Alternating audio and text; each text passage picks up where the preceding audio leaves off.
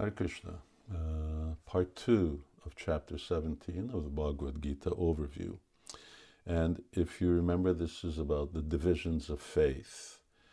And we're going to begin, Krishna is analyzing according to the modes of nature that people are in, which is either goodness, passion, or ignorance, analyzing different activities that one performs.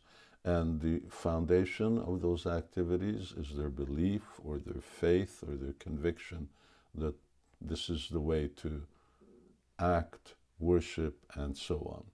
And we begin with austerity. And Krishna first describes a threefold austerity.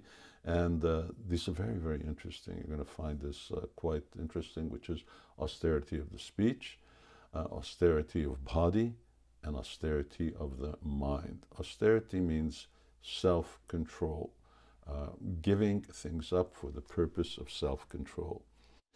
Austerity of the body, what is that? It consists of worship of the Supreme Lord.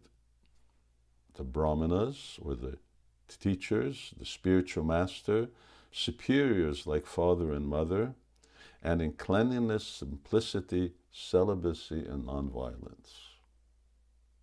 Very, very interesting. So austerity means showing respect to different grades of superiors, and then, addition to that, cleanliness, simplicity, celibacy, and nonviolence. So how clean? How clean are you? Because cleanliness is next to godliness. Cleanliness is next to the ability to advance spiritually. Simplicity, keeping life to the basics. Celibacy, depending on how one is living, either as a student, which means absolute celibacy, or as a family person for the purpose of bringing children in the world. These are the two types of celibacy Bhagavad Gita recommends. Then Krishna talks about austerity of the speech. Anudvega karambakyam satyam priya hitam chayat svadhyayabhyasanam chaiva vanmayam tapa uchate. Austerity of speech, in other words, controlling our tongue. Speaking words that are truthful, pleasing, beneficial, not agitating to others, and regularly reciting Vedic literature. Speaking the truth, that's an austerity. Have you taken a vow to only speak truth?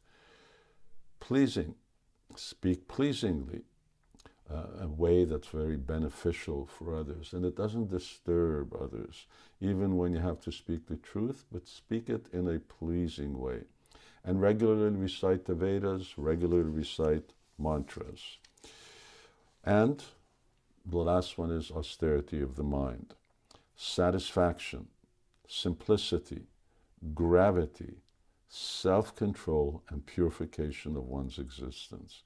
Be satisfied with what you have. We've talked about that before. Keep life simple. Be grave. That means a person doesn't disclose their mind to anyone and everyone. Self-controlled. Control of the mind means control of the senses. And don't let your mind wander anywhere and do anything. Learn how to control your mind. And purify one's existence. That means living in a way where life is a purificatory activity, not one in which I'm becoming contaminated. Now Krishna says, Shadaya paraya taptam tapas tat trividam narai apalakang shibiri yukta satvikam parichakshate. Now these threefold austerities, so when they're performed in the mode of goodness, I'll read the translation, performed with transcendental faith by men not expecting material benefits, but engaged only for the sake of the Supreme, is called austerity in the mode of goodness.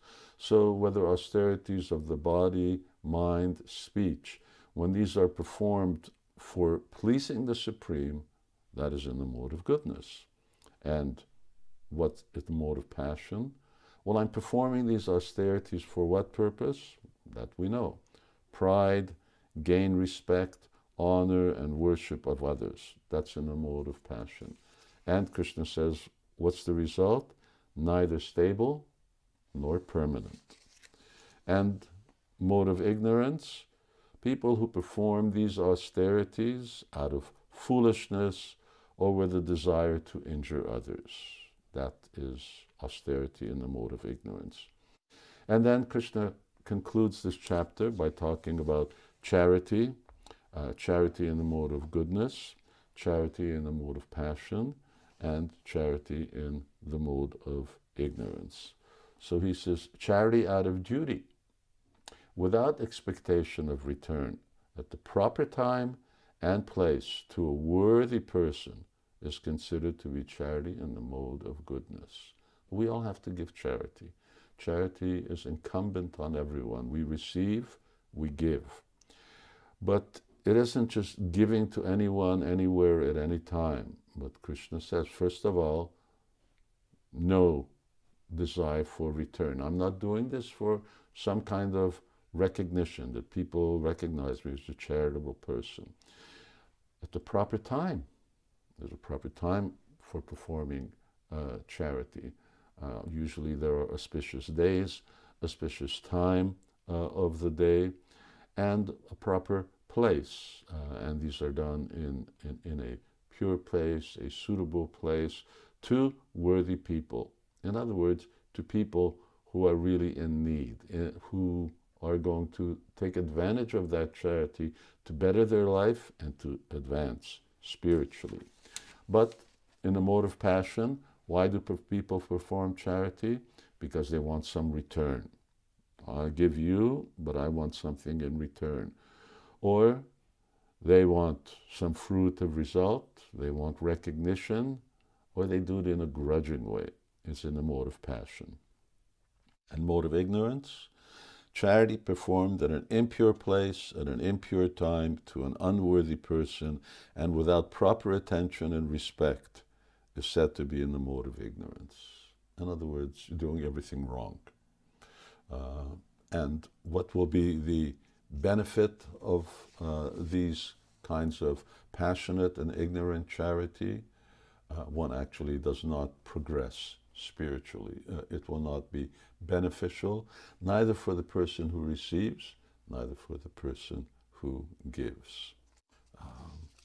So Krishna concludes the chapter by summarizing, and he says, Ashradhaya hutam datam tapas taptam kritam chayat asad it uchate parta nachatat pretya no iha. Anything done as sacrifice, charity, or penance without faith in the Supreme is impermanent, it's called asat, and it's useless, both in this life and in the next. So it's a very concise and very clear instruction that we're receiving here from Krishna.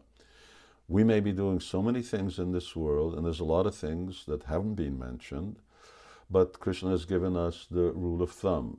Everything is underlined by a certain type of faith. We perform activities due to a certain type of faith in the result that they will give.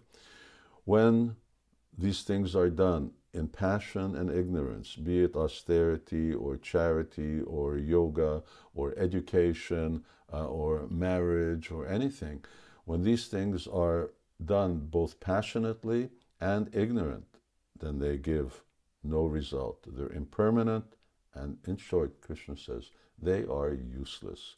If you want to advance spiritually, these things are useless. We have to learn how to act in goodness, and our faith has to be rooted in goodness.